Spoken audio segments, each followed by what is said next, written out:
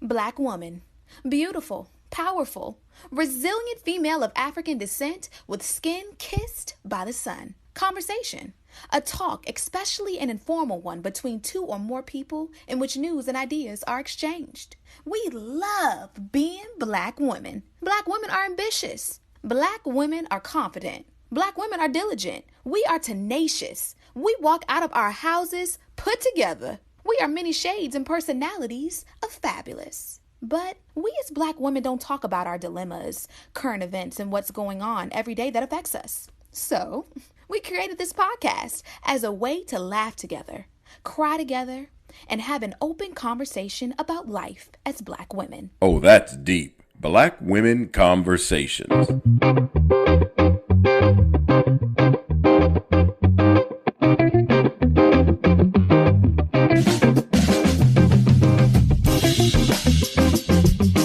Hey, Nicole. Hey, Janine. How has your week been? You know I'm a slave to the system. Let me guess. I figured. You're always on call, I feel like. Are you the only person on call? I am not. But so what had happened was, I took that week off in July. Yeah, I took the week off in July. And so that made me have like 2 weeks of call in a row before I took that week off for some reason. And this month is just like roll back around real quick because I was off that last week. And so now it's just roll back around. So this is the only week I'm on call this month. So, I mean, this is typical, but it's exhausting being on call now. People don't understand these like COVID cases that we have are just exhausting. And now I am so paranoid every time I walk into somebody's room because I'm over 8 months out from the vaccine. So I'm sitting here like, don't get COVID because you need to get the booster in September because now we know the vaccine's only like 59% effective at this point from preventing disease. I mean, it's still 95% from getting you disease so bad, like allowing you to get disease so bad that it would hospitalize you. But I don't want to get it at all because I don't want to give it to my son. Correct. So I'm being extra careful, super paranoid. My sister came over.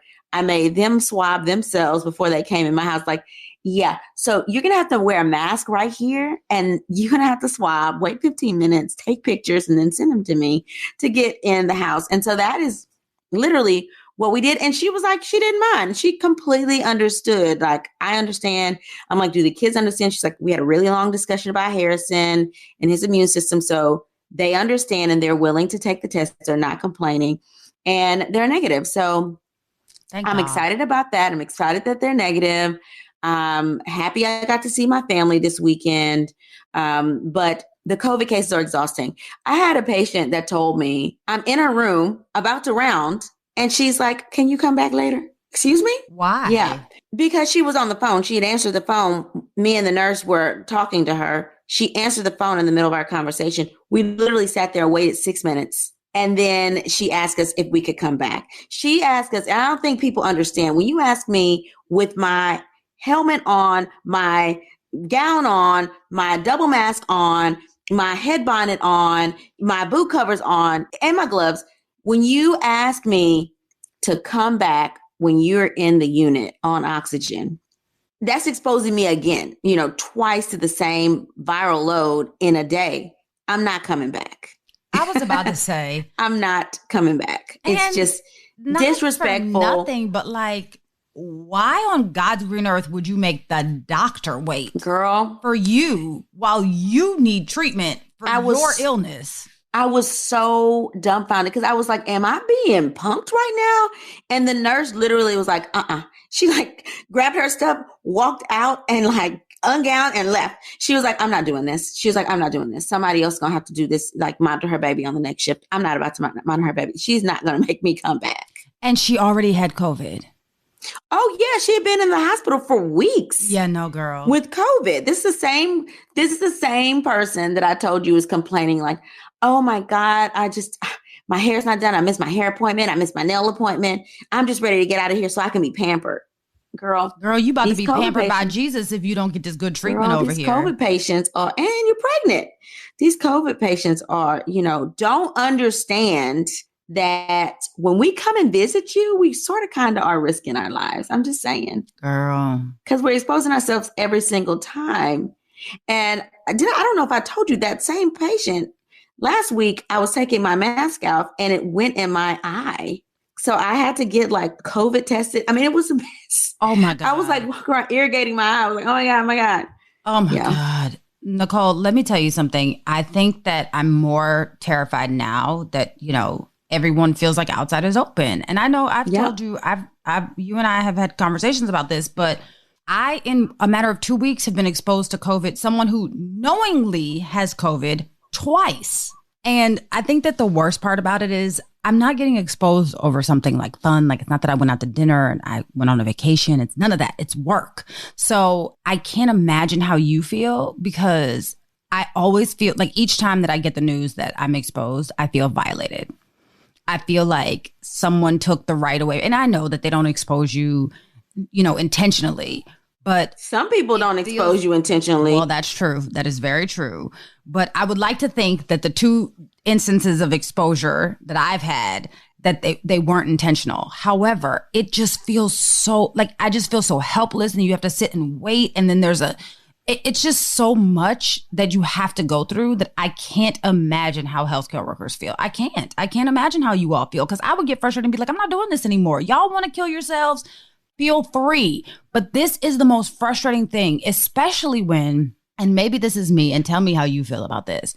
When you find out that your exposure came because someone is an anti-vaxxer, or they just don't like wearing masks, that's when I feel super violated. And then I just get angry, because it's like, you had the choice and you chose incorrectly, and now I'm suffering.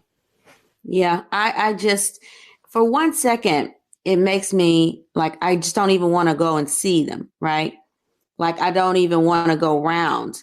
I sit and I think, is this worth me potentially exposing my child? Like, if something happened to Harrison, I would never forgive myself for not quitting my job.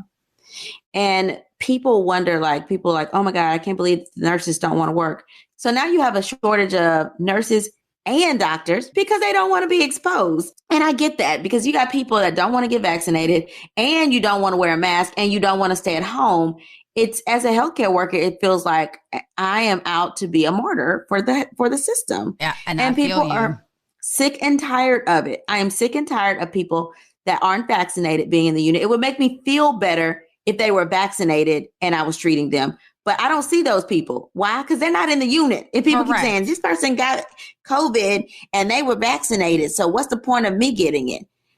Listen, the people that get COVID that are vaccinated are not intubated in the ICU. They are not burning up healthcare dollars. They're sitting at home watching Netflix. They're Netflixing and chilling. They might have a little cough and a couple little chills, but they are bouncing back from this. People that are not vaccinated are intubated. I think that people don't understand that there's a difference. And it's very frustrating, because we ask everybody, like, are you vaccinated? No. Can I get vaccinated now? No. You can get vaccinated. If you could recover from this, you can get vaccinated afterwards. But and that's a vaccine is not medicine. People don't get it. And now that Abbott tested positive, because he get tested every day, I said, people don't understand. Okay, we're in this state that's telling children they can't wear masks in school. So you're about to get a whole surge of people. We don't have time for it. And in Texas and Florida, they are telling people they cannot mandate mask wearing in school. And it is crazy to me. Abbott tests every day and he's vaccinated. People don't understand this governor is vaccinated. Absolutely. And he's against mandating vaccines, but he's vaccinated. And as soon as he tests positive, they got him the monoclonal antibody treatment. Oh, yeah. He went and got his treatment, even though most people wouldn't even qualify for treatment. And that's what I said. I'm like, it's really interesting that as soon as he tests positive, he has treatment that most people wouldn't even have access to. Home health nurse come and check on him every day. He go ahead and get his monoclonal antibody treatment. Lord have mercy, sir. Like, let's try to keep your constituents alive. How do you expect to be governor again if you kill off your constituents? That's the part I'm not understanding. Because this is a red states. And that's it's why be red only with blood in a minute because people are going to die off. We're like, I wonder what the population makeup is going to be like in the next year. Because, I mean, it's only 40% of the state vaccinated. Well, Nicole, it's crazy. We were doing some research for a festival and we got statistic numbers on specifically African Americans between the ages of 18 and 40 here in the DMV, right? And something like it was a little over 20%, but not much, were vaccinated. It's not surprising. I was disgusted. It's not surprising, though. Because all of the events that I do for the company that I work for are geared specifically for African Americans. And the fact that so few are vaccinated, it means that basically it's just playing Russian roulette with your life. Like, why? Listen, why? I have so many friends. We're going to have to do a whole episode on this because I have so many friends that are still not vaccinated. Yeah, we're going to have to do an episode on this because Black people do not trust medicine. Yeah, but they don't trust medicine. But they trust it enough to go to the hospital when they need help. Absolutely. It's not like Black people back in the day because, Black people back in the day, they would do the home remedies and keep you at home, right? Yeah. They're not staying at home. They're going to the hospital. They're going to the hospital. So you trust the doctor enough to get treated, but not enough to do the preventative care that they're asking you to do. That sounds crazy. It sounds absolutely ridiculous to me. The logic, it doesn't exist in that thought process. It just doesn't. So, Janine, what's really on your timeline this week? Okay, so the timeline has been popping, right? So I'm just going to go right into it because this one's actually pretty interesting. So I know that we've talked about this before when I was trying to explain to you what this was back when, you remember back in March of last year where it skyrocketed. So I'm not sure it was actually our timeline topic or just was in our chatter, but either way, OnlyFans is back on our timeline. So it's back because last week, OnlyFans announced that as of October 1st of this year, which is just about a little over a month away, they will no longer allow sexually explicit content. Okay, so let me go back for those who still may not know what OnlyFans is. OnlyFans is a content subscription service that was created back in 2016 that is based out of the UK. This is a platform that allows content creators to receive money directly from their followers. So fans of the content creators can either subscribe to, like have a monthly subscription, or they can kind of view content a la carte where they pay for each video. So while OnlyFans has gained the reputation of being centered around sex and sex workers, it also has content from personal trainers, experts, musicians, and a variety of other content creators. So it's not specifically for sex and sex workers, but that's pretty much the majority of the content. Back to the latest news. The company has decided to ban sexually explicit content. So they made the announcement, and it's kind of interesting how this happened. So they made the announcement after the BBC questioned them after the BBC attained a leaked document. So basically, the BBC was questioning them about how they handle illegal sex videos. So videos that have sexual content, but might have been taken without people's permission. They might include kids. It might include sexual acts that are considered illegal. So that kind of content. There was a document that the BBC obtained, and they started questioning the company about it, right? So the company said in their statement that the changes were not because of the illegal content. Rather, it was to comply with the request of banking partners and payout providers, which basically means the finance industry, the big banks, as well as the credit card companies, specifically named was MasterCard. They were trying to imply that that's the reason why they were changing their policy. However, Janine went around and did some digging. A spokesperson for MasterCard told CNN that MasterCard was not involved in the decision, and the decision was made by the company. They had nothing to do with it. Now, it's unclear if other credit card providers or other banks have had influenced it. But again, it doesn't really seem like it. So since the news broke, people are outraged, right? And it's not just the people who are sex workers, even though those are the people that are kind of out front about it. But people are outraged, and they're specifically outraged because they're saying that OnlyFans is turning their back on the very people that made their platform relevant. Now, again, let's go back to the timeline, right? 2016 is when OnlyFans was created. We kind of knew about it. Some creators knew about it, right? But if you weren't in the creative community, very few people knew what OnlyFans was. OnlyFans skyrocketed when the pandemic hit because people were at home having sex and realized that they were able to get paid for it.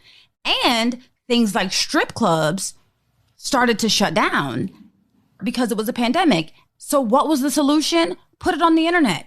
You can't catch COVID through a screen. Now, all of a sudden, OnlyFans is relevant. Now they say that the content that made them so popular is going to be banned. Now, see, to me, it seems that OnlyFans is trying to get out ahead of the situation so that they don't end up in an investigation like Pornhub is. So for those who don't know, back in December of last year, Pornhub was under investigation, and Visa, MasterCard, American Express, and several banking companies decided until they had some resolution to the investigation about illegal content, they would no longer have a business partnership with Pornhub. I don't for a second think that this is about sex, honestly, or sex work in general, or the sex workers, but rather about safety. And until they figure out a better, more effective way of monitoring abuse, specifically child abuse and other illegal activity, we're likely to see more of this from companies. So companies are trying to move in the direction of how are we going to make sure that we secure the bag, right? The content, yeah, that's how they're securing the bag, but you can't get paid out if the financial companies aren't willing to pay you. And the financial companies have put their foot down and said, we'll pay you, but you have to make sure that you're not opening us up to legal ramifications on the back end. So until they get this thing super tight and have Twitter-like measures put in place, I think we're going to see more of this. I don't think that this is the best way to handle it. I think that they could have gone the Twitter route, asked the community to help police this kind of thing, and cut down on the illegal activity that's going on in their platform without necessarily turning their back on the sex and sex worker community. It really does feel like OnlyFans has turned their back on the community. And it kind of feels like Tumblr 2.0. Do you remember Tumblr did this? And when Tumblr cracked down on their content, their popularity declined. And honestly, it really hasn't been the same since. So I hope that's not where this goes with OnlyFans, but it's really kind of seeming like that. I feel like they took the easy way out. I feel like they could have done the harder work and done the policing and put safety precautions in place. But look, this is the decision that they made. And as of October 1st, there will be no more sexually explicit content, right? But the good news is OnlyFans said that they will still allow nudity. I mean, as if that helps. But what do you think about this, Nicole? So I'm so confused about this. I know obviously I did not know what OnlyFans was until 2020, or was it 2020? Was it early 2021? No, it was 2020. And that is only because Janine asked me on the show and told me what OnlyFans was. So everybody's so outraged saying that OnlyFans has turned their backs on the people who created it, but it was not intended for that. It was never intended to be Pornhub. So you knew that was going to be short-lived. I did not know the news about Pornhub being under investigation. I had no idea. But I think that OnlyFans was not created to be a pornographic website. So you can't get mad when they start having standards. And that does not include people having sex and recording it and uploading it. I can see how it could get them in a world of legal trouble if people post people that are not consented or who are underage and get, put out there like that. So I can see how legally it would be a nightmare and it wouldn't be worth the legal ramifications that they would have if somebody sued them over it. And I'm sure they probably have had a lawsuit or two from people that have had things uploaded. Now, mind you, those people should probably sue the people that uploaded it if they know who it is, if they know whose platform it's uploaded to. But the site has some responsibility in that as well. So I can understand them cracking down on it. All I got to say is I hope y'all saved y'all's coins.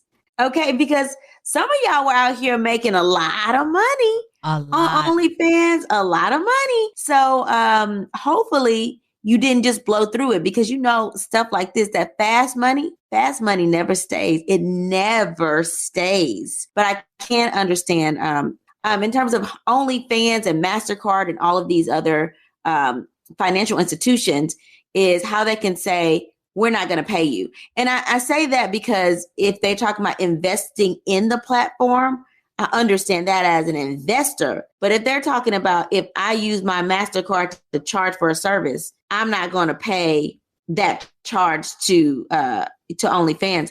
I don't understand how they can do that. Well, because they're not supposed to exchange money for legal content, which then if they know that one of their clients is participating in illegal activity, it's their responsibility to say, we're not going to do this. So if they don't say that, if they don't put a hold on it, then they open themselves up for legal ramifications. If someone who either consumed the illegal content or is a part of the illegal content, or someone whose parents see that their child is on the illegal content, they now can then be listed as one of the companies on the lawsuit. So I understand why they're doing it.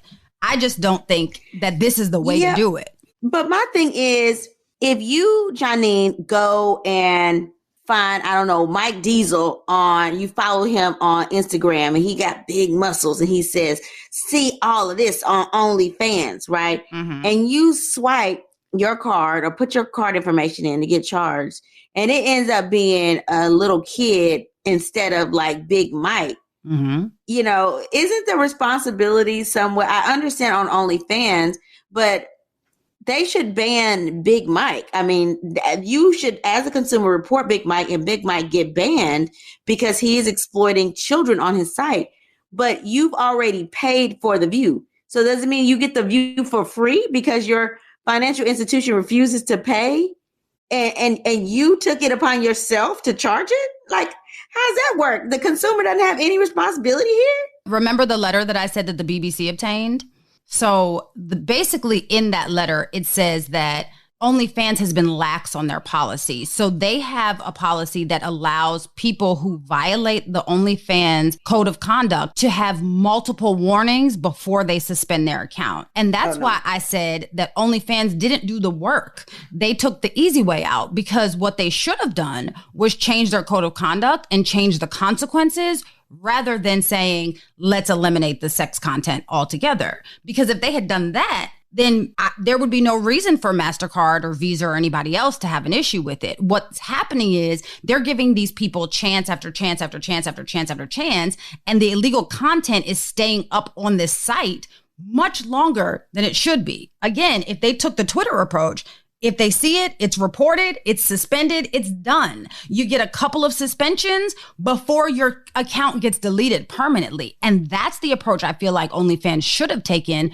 But instead, they were just like, we don't want to be bothered. We're just going to take all of the sexual content off of the website. I see. But realistically, y'all didn't need to be twerking and putting your stuff out there. Listen, it's just too much of it out there. It is. And honestly, you can get it anywhere now. YouTube, there's Pornhub, there's Xvideos, there are a whole bunch of sites that accept this kind of content, specifically sites that are not for public consumption, that are specifically for pornography.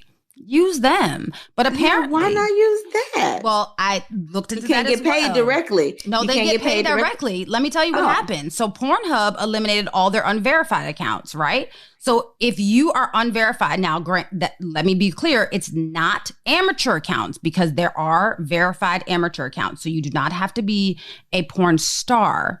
But they have eliminated all of their unverified accounts. So you need a little blue check. I don't know if it's a blue check on Pornhub. I have no idea. But a verification. It's a blue check on Twitter and Instagram. So that's why I use that reference. But you need a verification in order to upload videos on Pornhub. And that's because they ran into the same kinds of issues. People uploading videos that didn't belong to them. People uploading videos that were inappropriate or illegal. People uploading fetish videos that were borderline abusive. So things like that. Pornhub has seemed to take the lead in cutting down on those kinds of things. But I guess the other sites haven't followed suit. So we're here. And again, it's always very sticky when you get into sexual content and people's fetishes because people are into some strange things, Nicole. Yeah, you're right. You're right. Listen, there's so many things that people have come in with in their vaginas and their anuses in the ER. It's ridiculous. Girl. Just saying. I always just wonder because like, even when I was doing research for this episode, I had to turn my settings to only show things that were appropriate because of course you keep Googling Pornhub and OnlyFans, you're going to get some content, right? Yep. Girl, if you would have seen some of the stuff that popped up when I was Googling, I was like, Jesus have mercy. Not to be aloof, but it was getting a little intense and I was concerned. I was like, is this real or is this computer generated content? Because that happens too, right? But I was shocked. And by no stretch of the imagination am I a prude, but there were some things that I saw during research for this episode that honestly shocked me. At 38 years old, it shocked me. Yeah, and you're not a prude. Like, I'm way more of a prude than you. So, but things don't shock me because I do this for a living. You see the results. Like, listen.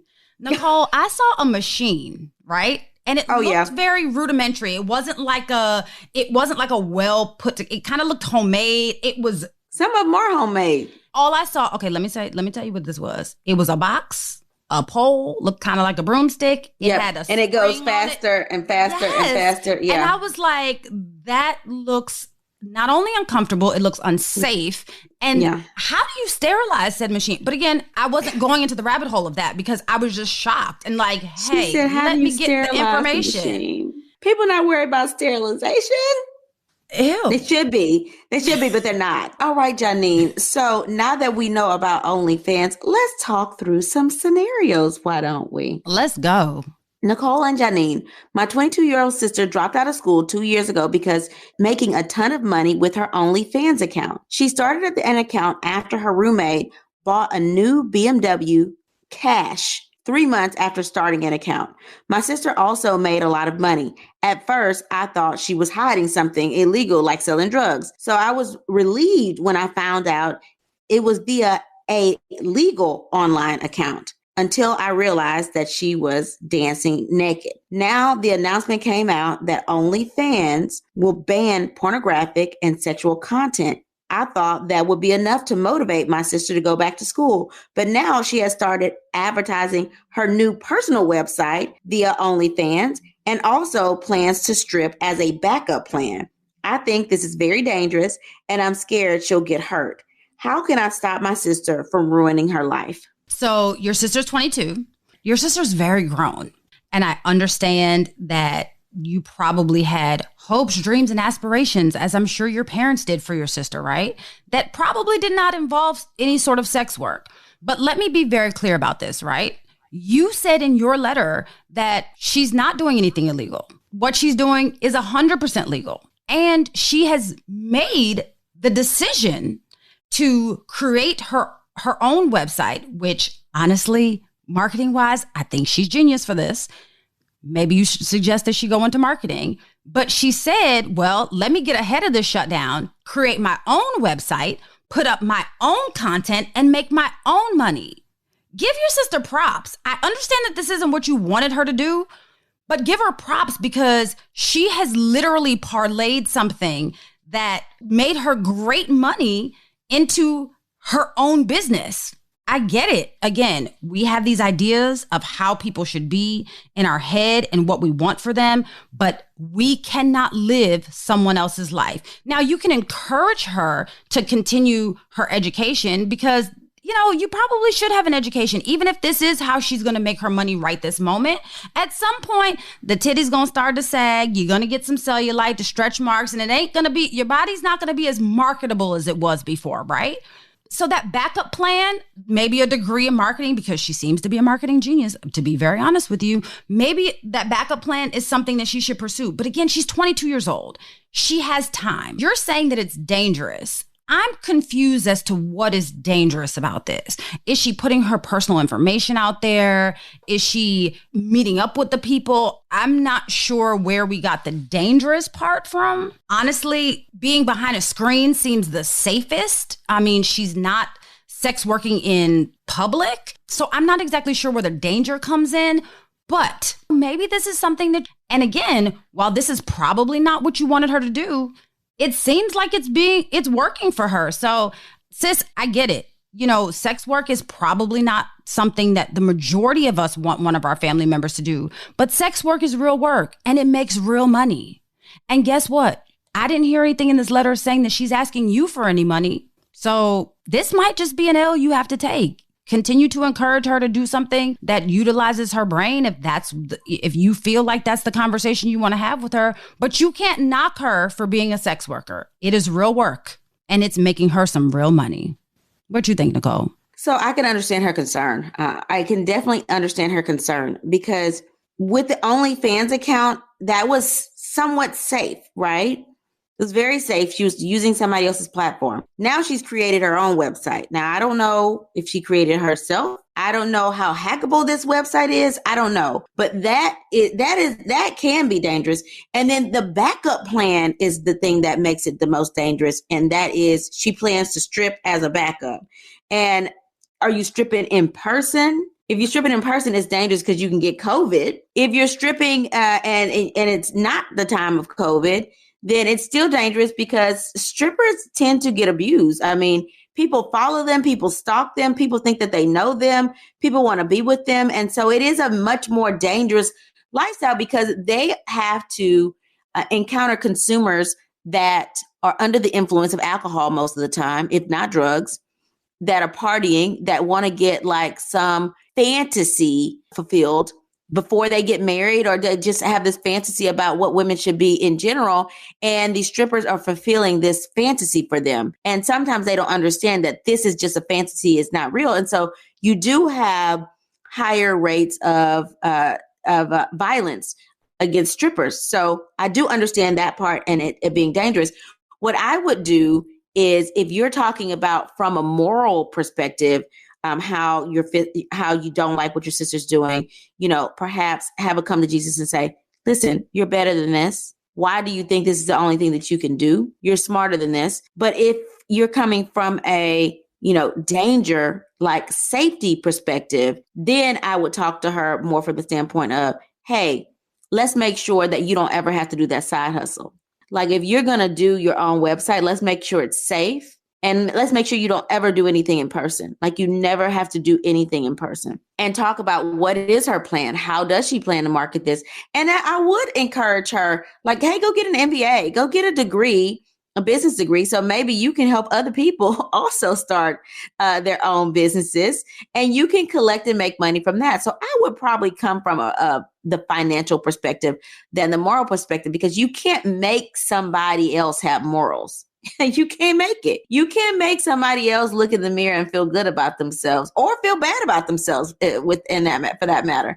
They have to feel what they feel themselves, and their morals are their morals. That comes from their own experiences. So if you're trying to beat somebody up, and say what you're doing is bad, that's not going to do anything but make her go out there and do more. Okay. If you start telling her, I'm embarrassed because you're doing X, Y, and Z, that's not going to make her all of a sudden not do it. So I would come from the financial perspective and, hey, when you secure the bag, you got to secure the bag safely. You don't need to meet any men in public. You need to make sure your stuff is safe and secure. You don't ever need to strip in person, period. Why don't you only strip on your site? You can have people pay extra for live views. I mean, I would literally come from a marketing perspective, and I would also encourage her to get some type of business degree or a marketing degree so that she can further capitalize and learn more about the game. That's what I would do, okay? Because you seemed okay when you found out that she was on OnlyFans. I mean, you weren't overjoyed, but you didn't get concerned until you found out that she was doing her own thing and she was going to have the stripping as a backup. So if that's the case, she can keep it as clean as it was on OnlyFans. I would encourage her to stay clean and safe. I agree. I think that the moral perspective is not the one to come from. And it's because your morals and my morals may be very different. And what I have a problem with and what you have a problem with might be very different. And I think that the one thing that we can all agree on is we have to stop projecting our belief system onto other people. Yep. We cannot continue to do that. She seems to be making the best decisions based on the path that she seems to want to go on.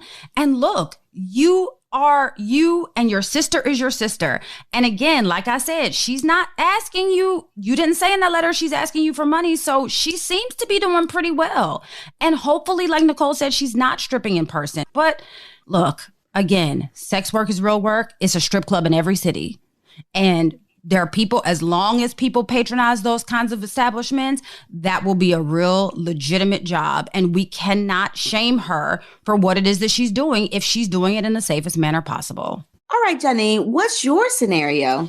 Okay, it says, hi, ladies. I'm a 34-year-old single mother of 4 and a stripper. I am currently enrolled in a cognitive behavioral neuroscience master's program, and I'm determined to complete my master's so that I can provide for both myself and my children. Their father and my ex-husband is unreliable, and I am not about to depend on him. I'm explaining all of this because I feel like I need to explain that this is not a long-term plan. I'd have other dreams. I normally work at Onyx, but because my children are so young and they needed assistance with virtual schooling, and also because I was extremely nervous about COVID, I stopped stripping during the pandemic. In the meantime, I have been making about $4,500 a month on OnlyFans. Now that it's about to change, I don't know what I'm going to do. I don't feel comfortable going back to the club because the pandemic is still real, even though people don't think so. I don't know how I could live with myself if I brought COVID home and got my children sick. What can I do to make sure that my children and I are taken care of, even though OnlyFans is about to go away? Please help. It's not about to go away. I mean, you just can't have like strong sexual content and illegal pornographic content on there. You can still show your nude pictures. You can still walk around nude. You just can't have sex. You can still have naked pictures. Naked pictures and naked videos still will sell. So let's be clear. You can still have an OnlyFans account. But, the safest thing, if you're like, oh, from a COVID perspective, if I decide to go back to club, what could you do? Well, you can get vaccinated, girl, and wear an N95 mask while you're stripping. If I were a stripper, I would definitely have on an N95 mask, okay? Because you got vaginal secretions everywhere. You got all kind of random secretions. You got all kind of stuff. You got, men that probably don't want to wear a mask, especially if you're at Onyx. You got people spitting on you. I mean, it's a lot of secretions going around there. So you definitely want to wear an N95. That is what I would tell you to do. Wear an N95 and get vaccinated. The likelihood that you would get COVID is extremely low. Okay. So you can continue your OnlyFans. You can wear an N95 while you strip. Or girl, you can go get another job. You can work another job. You do not have to work in the sex work field. I agree, but I took a little bit of a different perspective. So I'm going to go back to the last letter that we talked about. I really like the fact that our listener sister created her own platform, right? Own your content, right? Own it. So if you want to continue this content, I don't know what it is that you're doing that is making you $4,500 a month on OnlyFans, but girl, please tell us. I'm sure that you can create your own age-gated website that is safe, secure, and you can, just like the last listener sister, promote to your current fan base that you are now going to put this content on your website. And guess what else you can do with that same website? That website that you created, you can market it. You can sell advertising on the website. You can make more money than the $4,500, right? So that's one. The second thing is, you said that you were getting a master's in cognitive behavioral neuroscience, right? I don't know too many people that are in cognitive behavioral neuroscience. That's a very interesting subject matter. Maybe you transition your OnlyFans platform from being pornographic to being scientific. I think that a lot of people would probably be very interested. Maybe you're not going to make $4,500 a month. There are a bunch of educators. There are a bunch of scientists. There are a bunch of experts on OnlyFans as well, right? Now, it gets overshadowed by the pornographic content. But again, why not flip and utilize the information that you are clearly paying to learn to make yourself some money. It seems like it would be a great idea to me. And then finally, I would like to say, I know that you feel like, you probably don't have a lot of time. You're a single mother of 4, you're 34, you're trying to get your degree. It's a lot, right? So you probably don't want to get another job. Like you probably want something that's easy, going to give you quick money, and you know that the money's going to be in your account and you can move the way that you've been moving, right? You probably want something that's super simple. The most simple thing that you can do if you're looking for something short, sweet, and simple is go to Pornhub or go to X videos or go to one of these other sites that is specifically geared to pornography and get you a verified account. If you don't like my other or Nicole's other options, flip to one of these other sites. It's plenty of them out there and make your money there. All right. So, Janine, what did you learn new this week? Okay, so this is actually really interesting. Tim Stokely, who is the founder and CEO of OnlyFans, this is not his first business of this type. His first businesses were actually other adult websites called Glam Girls and Customs for You, which were fetish-based sexual websites. The man who founded OnlyFans, though they claim that OnlyFans is not specifically for pornographic content, that's kind of the arena that he dabbles in. So I can see how we got to this point. So what I learned new this week is that creators on OnlyFans have earned over $5 billion. Billion. With a B, Nicole? With a B on the platform. Okay. 5 billion since this pandemic takeoff. Okay. That's a lot of money. Who are you telling? That's why I say, Janine, all we need is a week or two. And I also learned that before there was no cap to how much you could charge and the tips that you could make.